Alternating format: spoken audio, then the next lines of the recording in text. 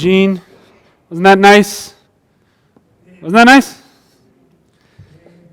You know, sometimes it's good to remember, that all of these things that we do or think as a church, at the end of the day, it's about people.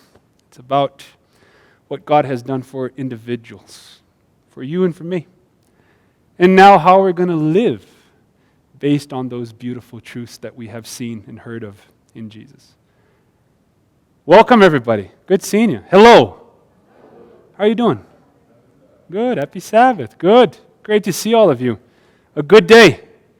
And today, obviously, the world is celebrating Easter or Passover, or the way I like to say it is that the world is focused on the story of the Passion, of the last days of Jesus. And as a community here, as Advent Life Church, we would like to take that advantage as well and think about the last days of Jesus. Now, obviously, there's so much to be said. You guys already know we've been in Matthew now. Is it the second year now? Or I forget. Second year, right? And we're still in the Gospel of Matthew. So we'll get to the Passion eventually, and when we get there, it's going to be very slow. So at this stage, we're pausing our journey through Matthew to focus on the death of Jesus, as Gene did. But my hope is that we can continue that personal. What does this mean for us today? Literally, we're going to eat pieces of weird bread. It's not as tasty as we would expect them. And we're going to drink juice together. But in the end, I mean, if somebody came from IAI, the Institute of American Indian Arts across the street, and looked into our window and saw us eating this bread, and I mean, what would they think? So these are the questions. What are we doing here? I mean, what is this whole thing all about? Is that a pretty good question for us to talk about today? Yeah? So what is this all about? Why are we doing this? That's the question today. So I'll read you a text that's not in Matthew today in order for us to think about together why. What is the point of this? And if you don't have a Bible, that's okay. We put all the Bibles, by the way, in the back of the church, so next time you can just grab one if you don't have them as you come in. But if you don't have one, it's okay. I'm going to read to you 1 Corinthians chapter 11, verse 23 to 25. Just a little snippet, just a little image, a little reminder to get the ball rolling here as we think about why. What is the meaning of all of this? And it's sort of what we do every week, right? Every Tuesday night Bible study, we're asking questions. What does this thing mean? How does this look like in life? So today I don't want it to be any different from that experience. So 1 Corinthians chapter 11, verse 23 to 25. And what's our question today? Does anybody remember? Why? Right? So repeat with me the question. Why? What are we doing? Right? So that's the question. So let's try to think about the question together as we read 1 Corinthians chapter 11, verse 23 to 25. The text goes like this. Paul writes, "For I received from the Lord what I also delivered to you, that the Lord Jesus, on the night when he was betrayed, he took bread. And when he had given thanks, he broke it. And then he said, 'This is my body, which is for you. Do this in remembrance of me.' In the same way also he took the cup after supper, saying, 'This cup is the new covenant in my blood. Do this as often as you drink it in remembrance of me.'" Now, for us, it's like, oh, of course, Jesus is dying on the cross. But just think how weird this is for his disciples, right? Jesus didn't die yet. He was very much alive, and he's saying, take the bread, this is my body, and take this wine here, this is my blood. Right now, the Christian world is saying, amen, but if you think about it, the question is really, what? What is all of this? What does it mean? So in order to ask the question, what does all of this Easter sacrifice, passion thing, what is the meaning of this, I decided to just focus on the table. Jesus broke the bread, which we're going to eat in a minute, and he served people the wine for them to drink. Now why? Why did Jesus do this? And the answer is right in front of us. In fact, the answer is right here, right? I didn't want to point it out, but the answer is right there. Why do we do this? We do this, the short answer is to remember. Now, obviously, I could pause here, Greg, and say, you know what? Why do we need to remember? Well, because we tend to forget, right? And we can go that route, but I don't want to go that route. I want to go through a positive, good, what this thing actually means for us in Santa Fe in 2021 with all of the mess that we are in, with all the suffering that we're carrying, with all the hopes and the dreams that we have for the year to come, with the pain we carry from last year and the new batches of pain that we're experiencing right now. What can this mean for us? Why are we doing this? The short answer is we are doing it to remember Jesus. The following question is remember what from Jesus? The answer is to remind ourselves what He taught us in His death about life. As He offered these things to the disciples, how we are to live. So today I just want to focus on three things that we're going to remember today. Why are we doing this? To remember. To remember what? Three things I offer you this morning. Number one is a reminder of what religion is all about. This whole church thing, religion, the life with God that we can't see, what this is all about. Jesus said to the disciples, and Paul is writing, that this is the symbol of a new covenant. And we discussed it this morning, right? Big word, covenant. What does it mean? It just means how God relates to humanity. How does God relate to you? That's religion. How do we live under that relationship? Around our neighborhood and in our heart and wherever we go. That is, when we're talking about the relationship of God with us, we're talking about an alliance, a covenant that He has with us, right? So, when Jesus is offering this, He's saying this is how the relationship is going to go from now on.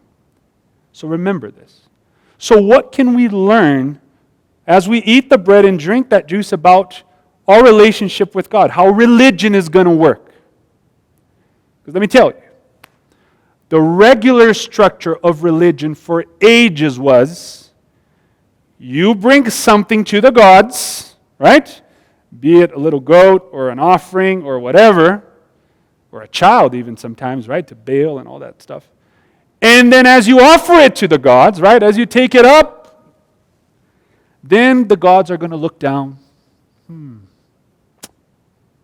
Okay, I can bless you now, right? So the movement begins with us doing something for the gods, and then God giving something in return. And by the way, we say, but a lot of us still live under that religion, right? Where you feel like you need to do things for God in order to be blessed, right? That structure is always there. It's very natural. It comes very naturally to all of us, even within Christianity, that we need to pay some price or do something in order to receive something in return. When at the table, though, we are reminded how the covenant, how the relationship is going to work out from then on. So what can we learn about the relationship at the table? Well, Jesus says that this little bread here is what? Is it our body? This is your body. No, He says this is what? My body that I offer to you. And this is my blood that will be shed for you. Meaning the whole structure of this whole thing is not about you doing things for me, but you understanding that this whole thing is about me doing something for you, to bring you back into the fullness of who you were created to be as a human being. And as you learn what I'm doing to you, that you can go and do that for others as well. Not expect, don't bargain, I don't know about my sister. If she doesn't call me, I'm not. That is how Jesus wanted to change the world. To show us something about religion that won't be contained in a building, right? But that we could take wherever we go. That we would live out of that grace, that everything that we have in life, in religion, is an offering from God to us. The movement is not us to God. The movement is, this is my body. This is my blood that I give to you. Why? So that you will know that you're loved. even before you think about doing anything for me, you are already loved. And as you experience that, suddenly you will be put in a position where you will be able to love as well. Because you know you didn't deserve it, but you have it. So now you're going to offer that to others. So is point number one pretty clear? Why are we doing this? To remember Jesus. To remember what? To remember what religion is all about. It's not about our movement toward God, it's about God's movement toward us. What a beautiful thing. It's not about us getting to heaven, it's understanding that heaven has come to us so that we might live and flourish as human beings in our neighborhoods, in our homes, as husbands, as wives, as sisters, as parents, as brothers, as professionals, wherever we are, to be kind and to be human because we have experienced something that is meaningful for life. That's reminder number one. So are we good? So number one, Jesus reminds us of this whole religious thing, what it's all about. It's not about us cutting ourselves. The Lord, no. Just embracing the fact that we can't do anything and thank goodness that God stepped in, or else we would be sort of in trouble here. All right. Number two, the table reminds us about something related to life in faith. What do you mean, Tiago? What is this? How does the table remind us about how to live in a life of faith, right? This word that is all over the place, to have faith. What does that look like? Well, it's very simple. The first time the Passover was celebrated was not with Jesus. Do you guys remember the story in the Bible? Way back, old story in the book of Exodus. Very good. Moses, Sinai. Very good. The book of Exodus. You guys remember that? God said, hey, you're going to have a little party. It's going to be called the Passover because you're going to be delivered from death and I'm going to take you out of Egypt. Remember, Israel was in Egypt being oppressed, being enslaved. It was a mess. God showed up and says, I'm getting you out. But before we do, let's have a party. You're going to celebrate. You're going to celebrate what? Deliverance. And then you pause and think, wait, wouldn't it make more sense to celebrate outside of Egypt when you're actually free, right? Why are we celebrating freedom while we're still in this land of oppression and abuse and bondage? Does it make sense to you guys? Makes no sense, right? Just wait. Let's celebrate outside. No, you're going to celebrate now. And hidden in that petition, which is the Passover that Jesus is celebrating with his disciples, is an important reminder of how we should live. Because Jesus is going to do the very same thing at the table with his disciples. He's saying, this is my body and this is my blood. Did Jesus die? No, he was very much alive. And he was already celebrating the whole thing before it actually happened. Isn't that weird? It's very weird, but hidden in that weirdness is a reminder about what a life of faith is all about. You know what faith is at the end of the day? Living right now by the promise of the future, as if it's already true. So why did Israel celebrate deliverance from Egypt in Egypt? Because they needed to trust that promise, to live by the promise, to live by faith, by trust that God was going to do that very thing the next day. That's what faith is. Trusting right now, even if we don't see it, that whatever God has said is true. And it's good. And we can live by that joy now, even without seeing all the answers. So COVID is still around, isn't it? Are people dying still? Yes. And yet here we're celebrating the end of sin, the end of bondage, the end of suffering, right here and right now. Why? Because we trust. Because we have faith that this thing will end, and we celebrate the end before it happens. That's what Jesus teaches us at the table. Take my body, take my blood, and may you live now by the promise of the future as if it already happened. Now, if I'm going to be very specific about the Sabbath day, Jesus had died on a Friday night. You guys remember that? Sabbath, what Jesus did? Nothing. He was under the grave, silence. So just think about that. What were the disciples thinking on that Sabbath day, experiencing that divine silence? If they learned anything at the table, it would be to do what? To celebrate. Story is not over yet. Silence. If you're experiencing silence in any way or form, remember that if there is silence, what the story of Jesus at the cross and at the table reminds us of is that if there is silence, it means that the story is not over yet. If you're going through something and it's silence, the story is not over yet. If you are experiencing silence, repeat it with me, the story is not over yet. Last few weeks we've been visiting Joyce, haven't we? Mary. And what did we do with Joyce? We celebrated.